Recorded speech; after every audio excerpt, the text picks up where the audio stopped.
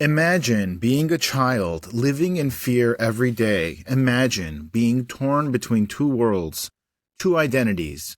One side of your life is shaped by conflict, violence, and secrecy. The other offers hope, freedom, and a chance to start again.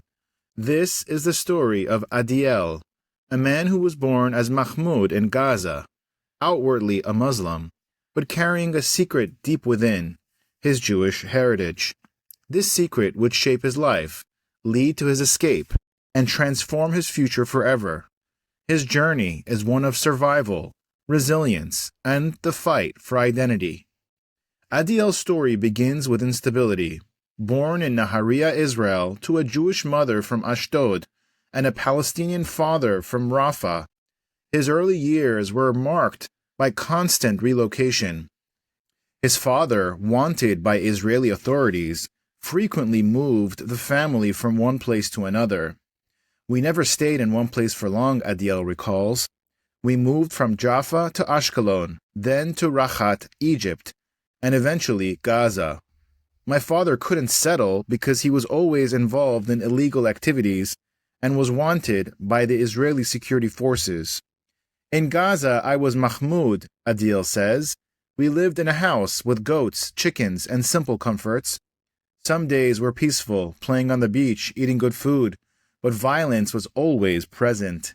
He vividly remembers an explosion near his home. One day, I looked out the window and saw a building collapse. I was just a child, but the fear was overwhelming. At home, things were even worse, he says. My father was violent. He would beat me with pipes if my grades dropped or if he was angry. My mother, being Jewish, suffered constantly. His family resented her and made life unbearable for her. Adiel's dual identity made his childhood even more complex. On the outside, I was a Muslim boy attending prayers at the mosque, but my mother would quietly tell me about my Jewish heritage. I didn't fully understand what it meant, but I knew it was dangerous for anyone else to know.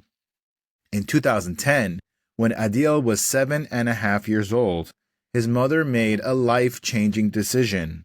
Unable to endure the violence and fear any longer, she sought help from Yad L'Achim, an organization that helps rescue Jewish women and their children from these dangerous situations.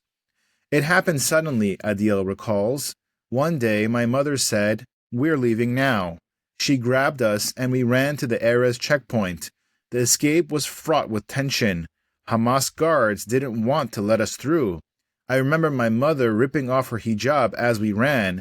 It felt like the world had stopped. The operation involved the Israeli military, Yad L'Achim, and even snipers to protect them. At one point, we were running across an open area in complete silence. My heart was pounding so hard, I thought it would burst, Adiel shares. When we finally crossed, I saw my mother's family waiting for us in Ashdod. And it was the first time I felt a glimmer of hope, he says. But the trauma lingered. I couldn't stop stuttering and had nightmares for years after that. Adiel was given a new name as he started his life in Israel.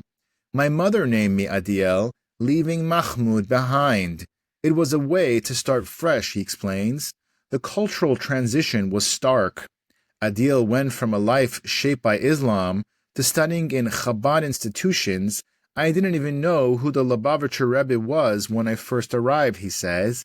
The language, the customs, it was all new to me. But over time, he embraced his Jewish identity. I started keeping kosher, observing the Sabbath, and learning about my heritage, he says. It wasn't easy, Adiel admits. I felt like I didn't fully belong anywhere. In Gaza, I was different because of my mother. In Israel, I was different because of my past. It took years to feel at home. Years later, Adiel's father resurfaced, reaching out to him from Sweden. He claimed he had changed, Adiel says. I wanted to believe him, so I traveled to see him in 2019. At first, it was good, Adiel shares. He seemed calmer. But as time went on, I realized he hadn't changed. He was manipulative and I couldn't trust him. Their relationship soured further when Adiel decided to return to Israel against his father's wishes. He couldn't accept my choices and we drifted apart. Knowing that my father built tunnels for Hamas is something I struggle with, Adiel says. It's hard to reconcile that with my own identity and values. During this time, Adiel reconnected with Achinoam, a woman he had met years earlier. She was someone I could trust completely, he says. Her kindness and understanding gave me strength. Their relationship grew over time. When I finally shared my full story with her, I was so nervous, Adiel recalls, but she accepted me without hesitation. It was the first time I felt truly seen. Today, Adiel is engaged to Achinoam and focused on building a stable, peaceful life. I want a simple life, family, animals, and a home filled with love, he shares. He also hopes to educate others about the dangers of interfaith relationships in volatile environments based on his own experiences. The events of October 7th hit me hard, Adiel says. I lost friends, and I learned that even family members had been involved in acts of terror. It's heartbreaking to think about the cycle of violence. Despite everything, I believe in hope, he says. I want to raise my children with a strong sense of identity and teach them that resilience can overcome even the darkest moments. Adiel's story is more than one of survival. It's a testament to the power of identity, faith, and the human spirit. From the chaos of Gaza to the peace of Israel, he has forged a life filled with hope and purpose. What would you do if your identity put you in danger every day? How would you find the strength to rise above it all? Let us know your thoughts in the comments below. If Adiel's journey inspired you, please click the thanks button to support the channel or click the join button to become a member and help share this story of resilience and courage. Don't forget to comment, like, subscribe, and spread this message of hope. Thank you very much for watching.